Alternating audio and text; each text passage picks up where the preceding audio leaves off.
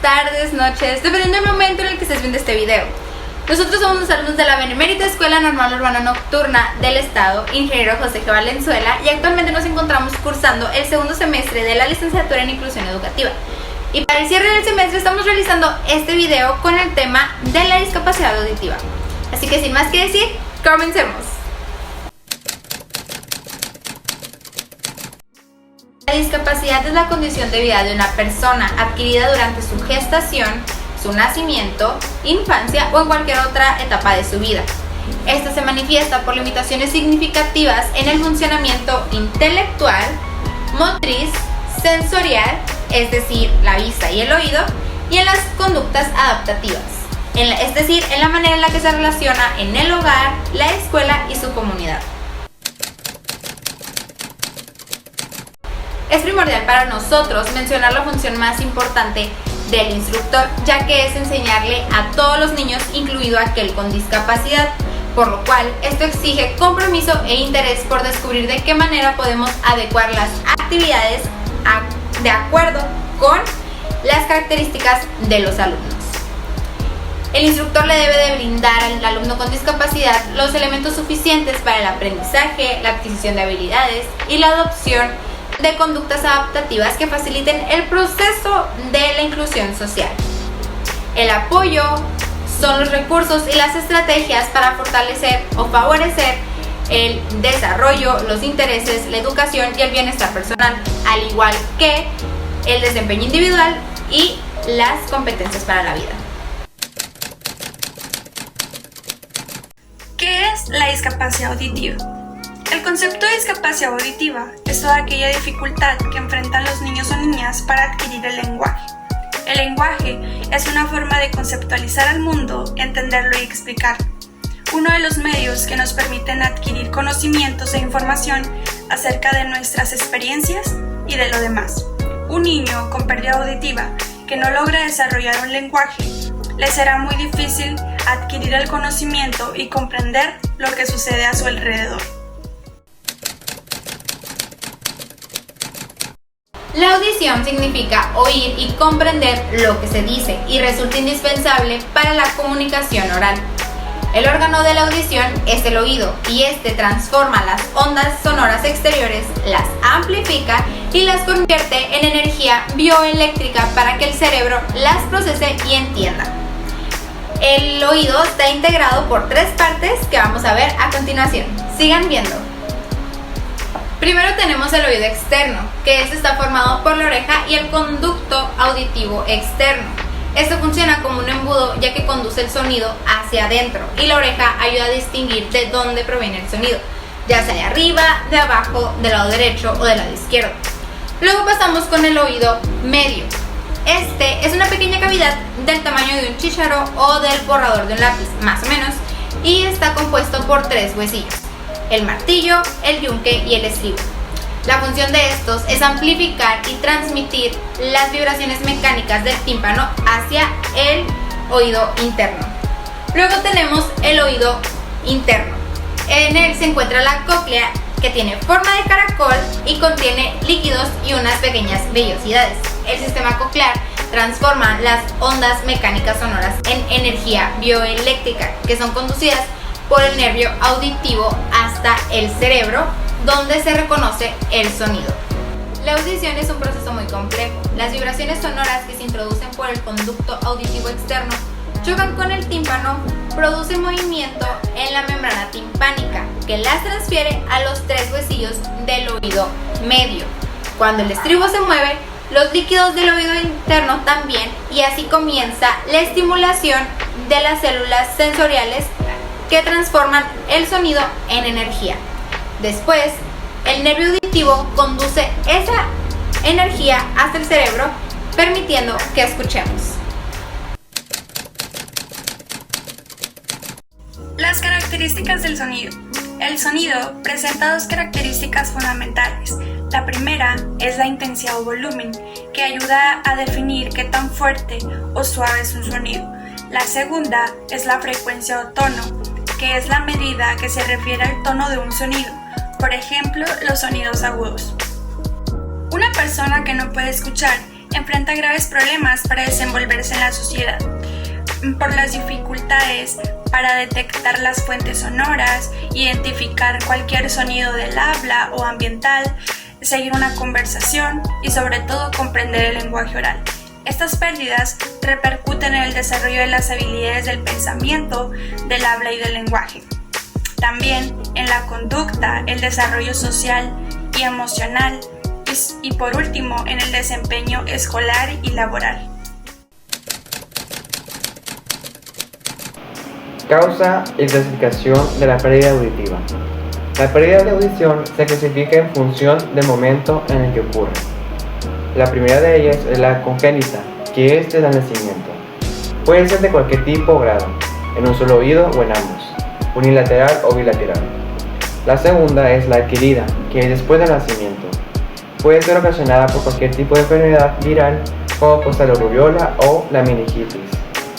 Se trata con medicamento muy fuerte o administrado durante mucho tiempo. De acuerdo con el lugar de la lesión, las pérdidas auditivas se clasifican en el siguiente modo. La primera clasificación es la conductiva. Se caracteriza por un problema en la oreja o el conducto auditivo en el oído medio, lo que ocasiona que no sea posible escuchar sonidos de baja intensidad. La neurosensorial. Sucede con el oído interno sensorial o en el nervio auditivo hay una lesión que va al oído hacia el cerebro neural, lo cual le impide realizar su función adecuadamente, es decir, traducir la información mecánica en información eléctrica. La mixta. Se presenta cuando está afectada las partes conductiva y neurosensorial, o bien, según otra clasificación, si se presenta antes o después de la adquisición del lenguaje. La siguiente clasificación es la prelingüística. Es la que sobreviene desde el nacimiento o antes de que el niño desarrolle la comunicación oral o lenguaje, por lo regular antes de los 2 años. En este caso, el niño se le dificulta mucho el desarrollo del lenguaje oral, dado que no escucha las palabras y no sabe cómo son las articulaciones necesarias para que el niño pueda decir la palabra adecuadamente, por lo que requiere de servicios especiales. Y por último, la última clasificación es la posilingüística. Se presenta después de que el niño o adulto ha deteriorado la comunicación oral o el lenguaje. Mi nombre es Rubí Beltrán. Les voy a platicar un poco sobre las estrategias para la educación preescolar. La educación preescolar es una etapa de especial trascendencia para el desarrollo intelectual, la formación moral y el logro de la autonomía en niños de 3 a 5 años. Son 3 etapas. El juego simbólico, que viene siendo esta, es decir, la manera en que el niño juega con objetos imaginarios y a los que les da un significado real. Por ejemplo, un palo puede ser un avión, una caja simular un coche y un rebozo enrollado hacer las veces de una muñeca. Por ejemplo, yo tengo 2 manos. Mis 2 manos yo me las imagino que son 2 pelotas. Yo cierro mis 2 manos y me empiezo a imaginar que son 2 pelotas. Las empiezo a saltar y jugar con ellas. Las boto, la boto con una, la boto con otra. Aquí yo estoy usando la imaginación. La imitación que encontramos en esta parte, que le permite copiar las acciones del adulto. Por ejemplo, la forma en que come el papá, la risa de algún familiar, cercano o al modo de peinarse la mamá. ¿Qué viene siendo? Yo voy a imitar lo que está haciendo. Yo me estoy pintando. Me estoy pintando. El niño va a hacer lo mismo, va a imitar lo mismo. ¿Qué es? Me estoy pintando la boca, el niño va a pintarse la boca. Esa es la imitación. Tenemos el tercero, que está aquí y viene siendo la imagen mental. ¿Qué viene siendo la imagen mental? Que es la representación del objeto que el niño tiene en su mente y que le facilita recordarlo aunque desaparezca de su vista. ¿Qué te suena? Veamos qué te suena. Te doy un ejemplo. La imagen mental, yo me imagino, veamos qué nos podamos imaginar. Una paleta. Una paleta, aquí la estoy viendo. Esta es paleta. Qué rica está esta paleta. Pero esta paleta se va a desaparecer. Pero en mi mente, yo estoy pensando cómo era la paleta. Tenía muchos colores, se miraba deliciosa. Eso es la imagen mental. El alumno con discapacidad auditiva debe de ser incluido en todas las actividades planeadas para el grupo. Solo tiene que poner mayor énfasis en animar su participación, alentar sus logros y adaptar la actividad si muestra alguna diferencia o se aísla. Lo importante es que se sienta aceptado, integrado y reconocido.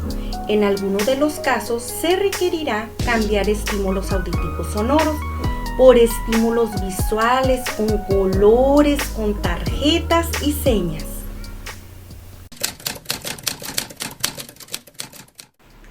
Una de las técnicas para mejorar la comunicación verbal en niños que aún no leen ni escriben es utilizar tarjetas, en donde escribimos una palabra junto a un dibujo con la finalidad de relacionar la situación o el contexto de lo que se quiere comunicar. Es decir, vamos a vincular el dibujo con la acción. Al realizar estas actividades con los niños es necesario apoyar la comprensión y la expresión del mensaje con gestos, con señas y con expresiones faciales. Cada actividad que se realice debe ser clara y de acuerdo a la edad y a los intereses del niño.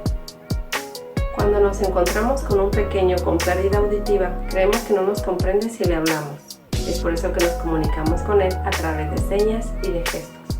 Sin embargo, si queremos lograr que el niño comprenda el lenguaje oral, es necesario hablar.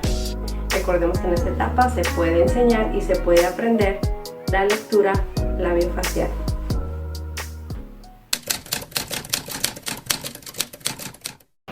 Como conclusión, mientras haya algún tipo de comunicación, no hay ningún silencio, porque es necesario los esfuerzos de los docentes para llegar a puntos de encuentro, situaciones de diálogo, desarrollar actividades, tiempos y espacios comunes para que sea posible una comunicación con oyentes y con sordos.